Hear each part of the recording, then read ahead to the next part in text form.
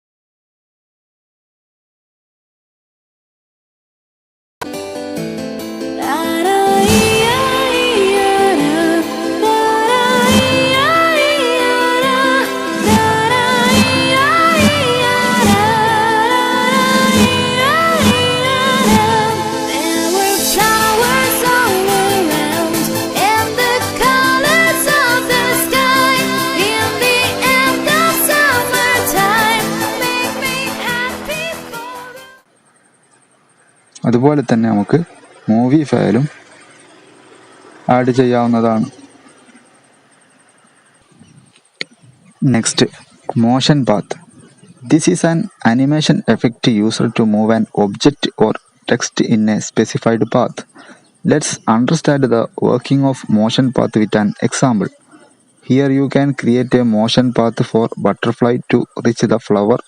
To create a motion path, follow the given steps. Step 1. Insert the pictures of butterfly and flower. Step 2. Select the butterfly. Step 3. Click on Custom Animation button on task pane. Step 4. Click on Add button and choose Free Form Line from Motion Path tab. Step 5. Draw a path between butterfly and flower. Step 6. Click on Play button from the Custom Animation pane. Now you can see the butterflies towards the flowers as shown below. അടുത്തതായിട്ട് നമുക്ക് ആനിമേഷനിൽ ഉപയോഗിക്കുന്ന ഒരു സംഗതിയാണ് motion path എന്ന് പറയും. നമുക്ക് നിശ്ചിത പാത്തിലൂടെ ഒരു ഒബ്ജക്റ്റിനെ ആനിമേറ്റ് ചെയ്യിക്കാനാണ് മോഷൻ പാത്ത് ഉപയോഗിക്കാറ്. അപ്പോൾ നമുക്ക് നമ്മൾ ഉദ്ദേശിച്ച ഒരു സാങ്കല്പിക ലൈന്, അത് കർവ് എന്താവാൻ നമുക്ക് ഇഷ്ടമുള്ള രീതിയിൽ ഒരു വരച്ച ഒരു ഷേപ്പിലൂടെ അതല്ലെങ്കിൽ ഒരു ലൈൻസിലൂടെ നമുക്ക് എന്ത് ചെയ്യാം, ഒരു ഒബ്ജക്റ്റിനെ മൂവ് ചെയ്യിക്കാൻ, അതായത് ഒരു ഒബ്ജക്റ്റിനെ ചലിപ്പിക്കാൻ വേണ്ടിയിട്ടാണ് ഈ മോഷൻ പാത്ത് ഉപയോഗിക്കാറ്. അപ്പോൾ നമുക്ക് അതൊരു എക്സാമ്പിൾ സഹിതം എങ്ങനെ ചെയ്യാൻ നോക്കാം. നമുക്കിവിടെ ഒരു ബട്ടർഫ്ലൈനെ ഫ്ലവറിൻ്റെ അടുത്തേക്ക് എത്തിക്കാനുള്ള ഒരു മോഷൻ പാത്ത് വരച്ച ശേഷം അതിലൂടെ ബട്ടർഫ്ലൈസ് ആ ഒരു ഫ്ലവറിന് അടുത്ത് എത്തിച്ചേരുന്ന ഒരു ആനിമേഷൻ എങ്ങനെ ക്രിയേറ്റ് ചെയ്യാൻ നോക്കാം.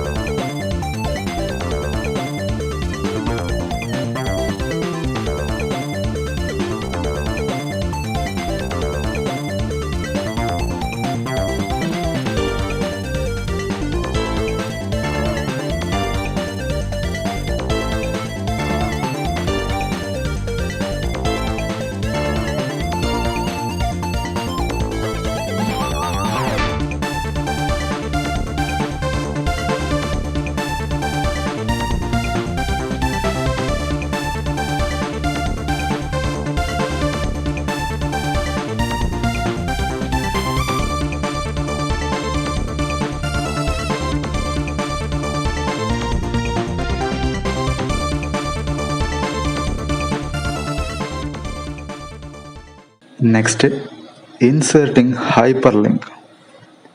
A hyperlink is a connection from one slide to another presentation or any other file or any website. It can be applied on text or objects such as pictures, shapes, etc. LibreOffice Impress allows you to open any document or website during a presentation.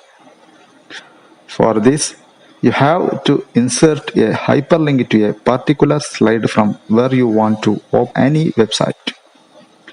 There are 4 types of links. They are Internet, Mail and News, Document, New Document. First one, Internet.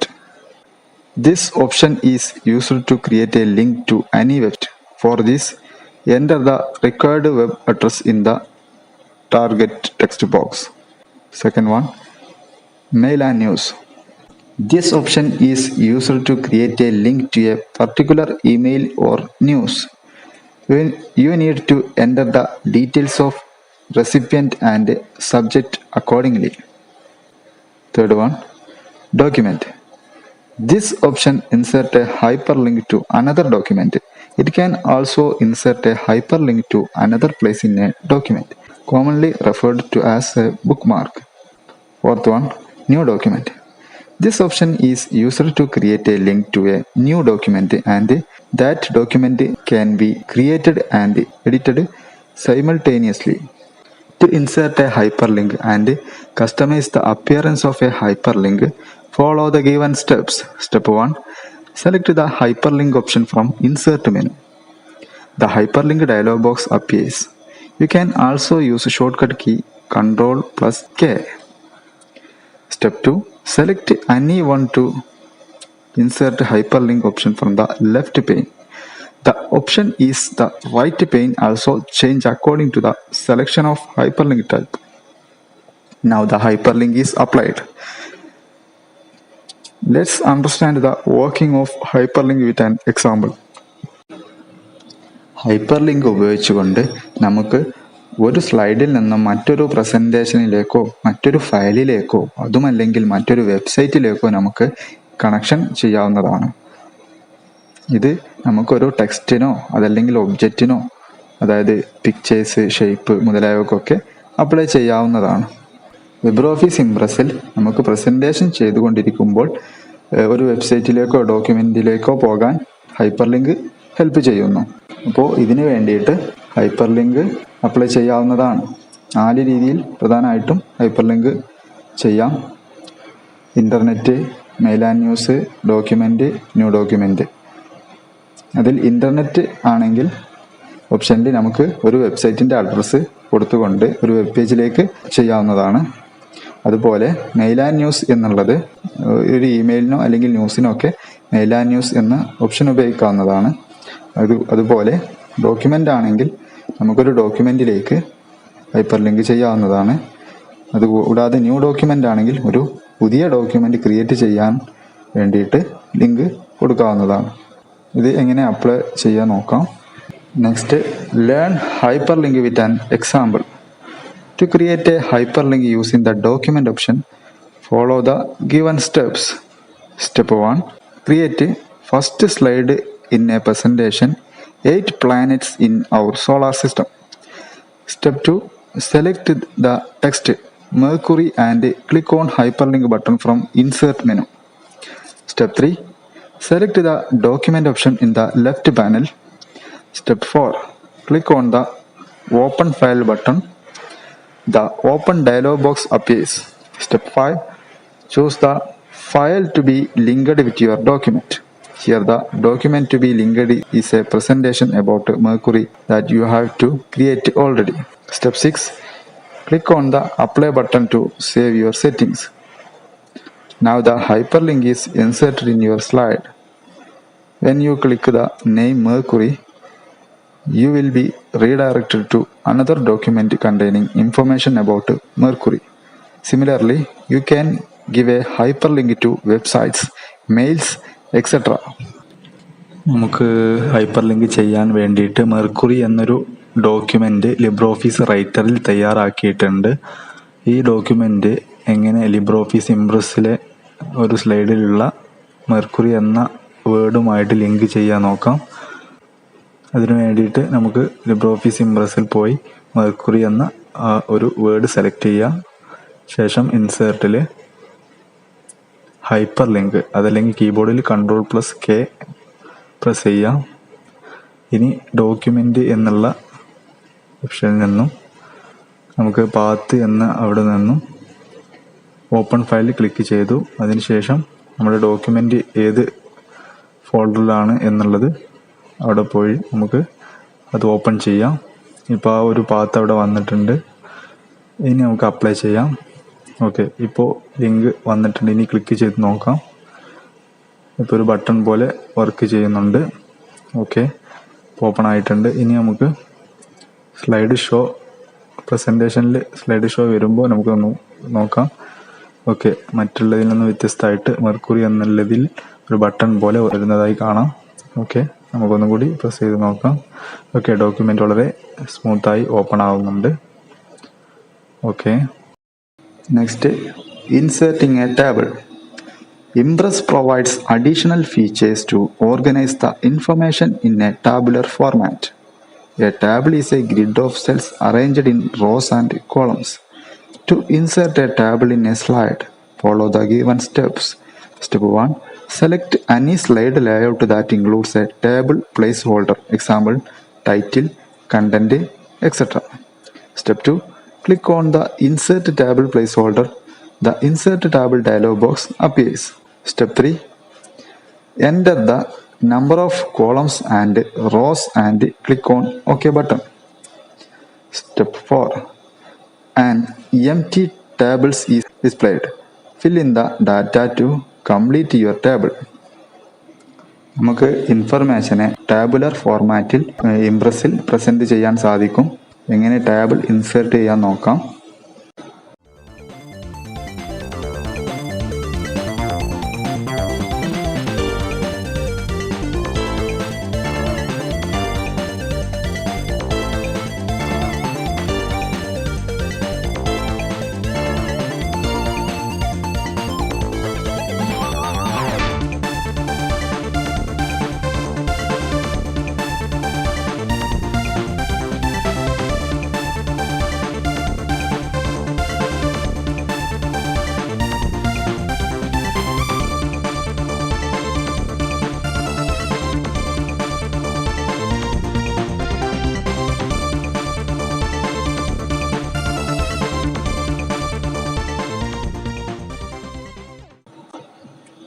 Note for students, you can also insert a new table by clicking on the table icon present on the standard toolbar.